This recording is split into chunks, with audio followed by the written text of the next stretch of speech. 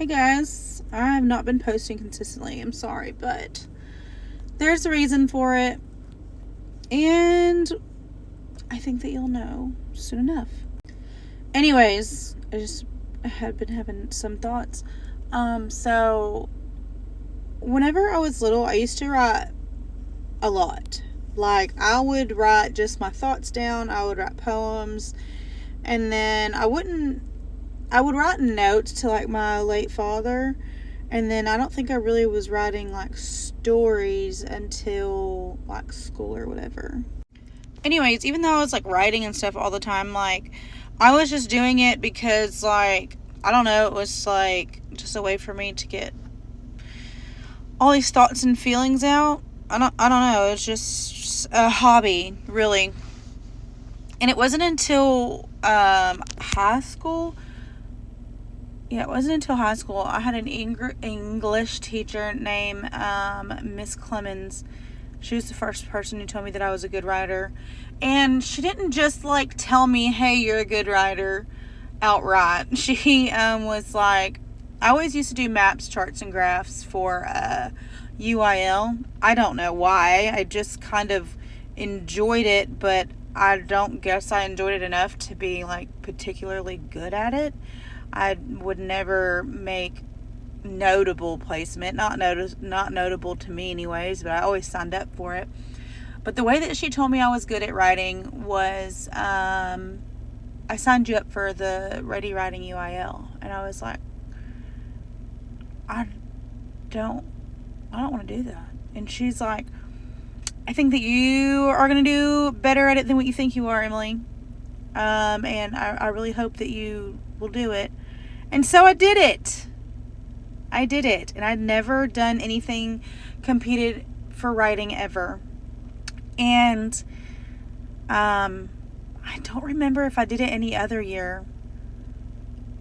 But I did it that year that she signed me up for it. And I ended up making first place out of all the schools.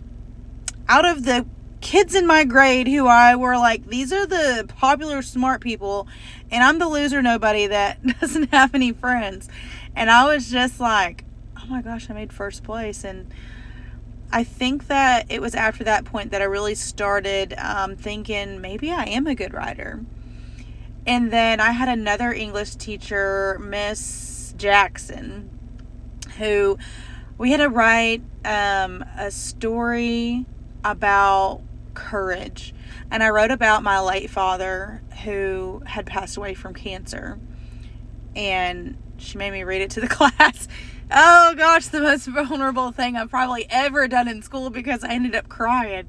I cried, nearly crying just thinking about it. But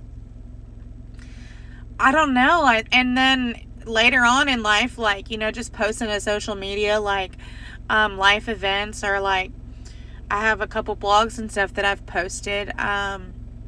They always do really good, and I get really good feedback and a lot of compliments about my writing. And I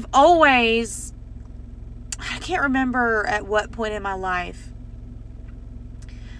I think it was maybe about 10 to 12 years ago. I was like, I really want to write a book about my life, because I've been through so much that I think most of the people that I'm just acquaintances with would probably not even be able to comprehend. And I just feel like it would be an interesting read, and it would be so helpful to those people who have gone through the same things as me, who probably feel like there's no way anybody else has ever felt this way before. Anyways, with all that being said, a couple months ago, I read a book by an author named Seth Geely. He was on Soft White Underbelly, and he had written a book about a lot of the awful, traumatic things that he went through as a child.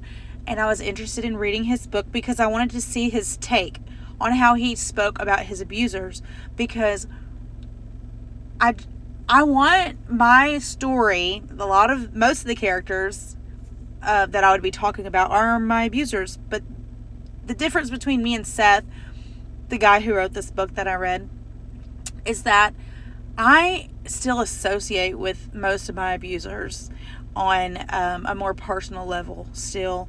And I want to get my story out without making these people hate me and affecting our relationship negatively, because it's grown so much, and not all of them are the people that they were when they were monsters in my story. But in Seth's book, it doesn't seem that he has a relationship with any of his abusers, and rightfully so. His story is significantly more terrible than mine. But I read it because I wanted to see, did he call these people by name or did he change their names? And from what I can tell, he just uses their names. I'm going to have to, really do some brainstorming on changing of names, and maybe, I don't know. Anyways, other than that, it's like, I'm going into a week and a half and I've read 2 more books, and I'm a big self-help book person, a big, I don't really read a lot of storybooks, but I read Verity last week in like 3 days, and now I'm reading, If He Had Been With Me. I don't know who the author is. I don't have the book here with me, but it's making the wheels in my head turn in ways I think that they need to, for me to put pen to paper.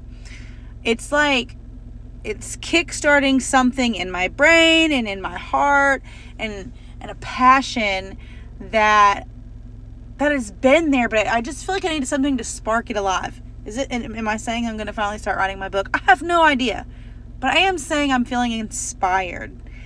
And I did buy a journal a couple of weeks ago.